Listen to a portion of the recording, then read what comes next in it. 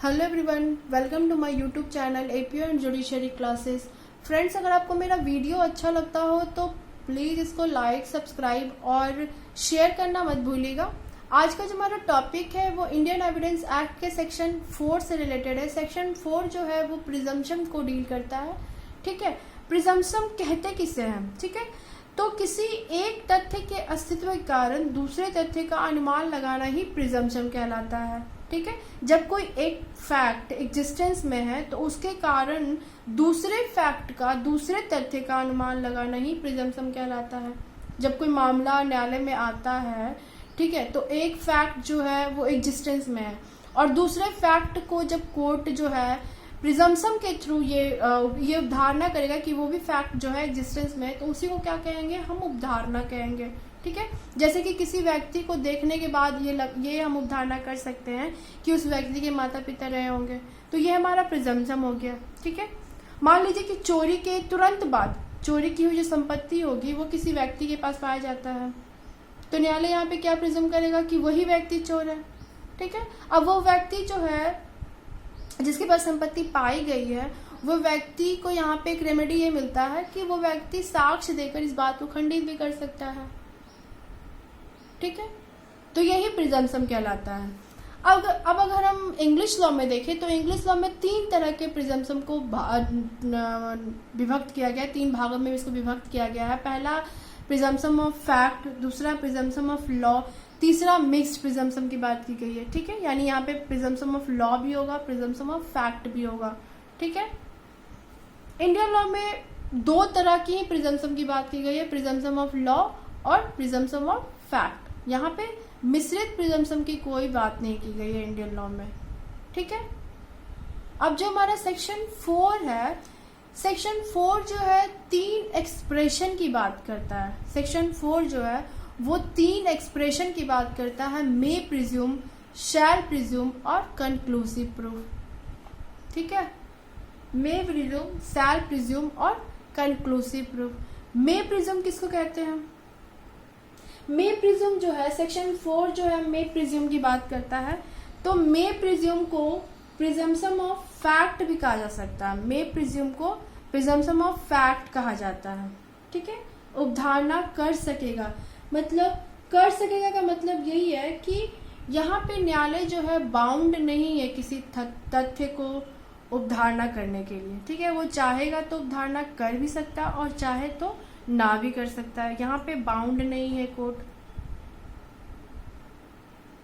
यहाँ पे एग्जाम्पल में हम इंडियन एविडेंस एक्ट के सेक्शन 114 को डाल सकते हैं, 114A को डाल सकते हैं। 114 ये ए का जो एग्जाम्पल है वो ये कहता है कि चोरी के तुरंत बाद चोरी की हुई संपत्ति के साथ अगर किसी व्यक्ति को पाया जाता है तो न्यायालय ये प्रिज्यूम करेगा, ये प्रिजम्पशन लगाएगा कि वही व्यक्ति चोर है। ठीक है, जब तक कि वो व्यक्ति जो है इस बात को साक्ष्य देकर खंडित ना कर दे। ठीक है, दूसरा है शैल प्रिज्यूम, यानी उपधारणा करेगा। इसको प्रिजम्पशन ऑफ लॉ कहते हैं। ठीक है, इसको हम विधि की उपधारणा कहते हैं। ठीक है, अब ये किस तरह का प्रिजम्पशन है? ठीक है, ये यहाँ पे न्यायालय जो है ऐसे प्रिजम्पशन को मानने के लिए बाध्य होता है। ठीक है, लेकिन विधि की जो उपधारणा होगी इसको भी हम साक्ष्य देकर खंडित किया जा सकता है। ठीक है, इसको भी खंडित किया जा सकता है साक्ष्य देकर। इसको विधि की खंडनीय धारणा भी कहते हैं। विधि की खंडनीय धारणा का मतलब क्या होता है कि साक्ष्य देकर जब किसी प्रिजम्पशन को हम खंडित करते हैं तो उसे ही विधि की खंडनीय उपधारणा कहते हैं। तो शैल प्रिज्यूम यही होता है। अब इसको एग्जाम्पल के थ्रू अगर हम समझे तो इसका एग्जाम्पल हम इंडियन एविडेंस एक्ट के सेक्शन 108 को दे सकते हैं कि जब किसी व्यक्ति को 7 वर्षों तक देखा नहीं गया, पिछले 7 वर्षों तक देखा नहीं गया। ठीक है, किस व्यक्ति के द्वारा? उन लोगों के द्वारा जो स्वाभाविक रूप से देखा जाता था, जिनको स्वाभाविक रूप से देखा जाता था, जैसे माता पिता हो गए, भाई बहन हो गए, पति पत्नी या पुत्र पुत्री हो गई, ये सब इनके द्वारा उस व्यक्ति को 7 वर्षों तक देखा नहीं गया, तो यहाँ न्यायालय ये प्रिजम्पशन करेगा कि उस व्यक्ति की मृत्यु हो चुकी है। ठीक है, लेकिन यहाँ पे इस धारणा को भी साक्ष्य देकर खंडित किया जा सकता है। ठीक है, अब आते हैं हम कंक्लूसिव प्रूफ पर। कंक्लूसिव प्रूफ को सेक्शन 4 में ही बताया गया है।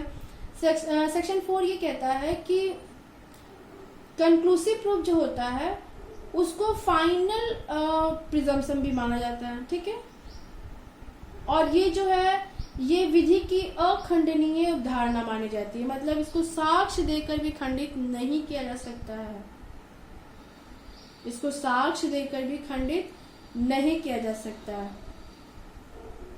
जैसे अगर हम इंडियन एविडेंस एक्ट के सेक्शन 112 को देखें तो 112 में ये कहा गया है कि जब कोई व्यक्ति का जन्म उसकी माता और किसी पुरुष के बीच वैलिड मैरिज के अंतर्गत रहते हुए होता है या मैरिज के डिसोल्यूशन के बाद 280 दिनों के अंतर्गत अंदर होता है, जब उसकी जो माता है उसने रीमैरिज नहीं किया है और डिसोल्यूशन के 280 दिनों के बाद होता है, तो उस बच्चे को क्या कहेंगे, वैलिड चाइल्ड होगा वो। ठीक है, लेजिटिमेट चाइल्ड होगा वो,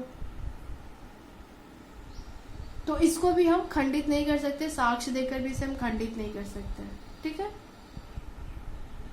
लेकिन यहाँ पे भी एक रेमेडी है उस पुरुष के लिए कि अगर वो ये कहता है कि ड्यूरिंग प्रेगनेंसी के पहले मतलब मैरिज के रहते हुए उसने कभी अपनी वाइफ के साथ वो कभी मिला नहीं, तो इस बात को न्यायालय कंसीडर करेगा और ये साक्ष्य अगर वो देता है तो इसे भी खंडित किया जा सकता है। लेकिन ये बाद की बात है, वैसे कंक्लूसिव प्रूफ को साक्ष्य देकर भी खंडित नहीं किया जा सकता है, ये सेक्शन 4 हमारा कहता है। तो इस तरह से हमने आज के टॉपिक में प्रिजम्पशन को अच्छे से देख लिया। आई होप आपको हमारा ये टॉपिक अच्छे से समझ में आ गया हो। हमारा वीडियो देखने के लिए थैंक यू सो मच, और प्लीज़ हमारे वीडियो को लाइक करना मत भूलिएगा। Thank you.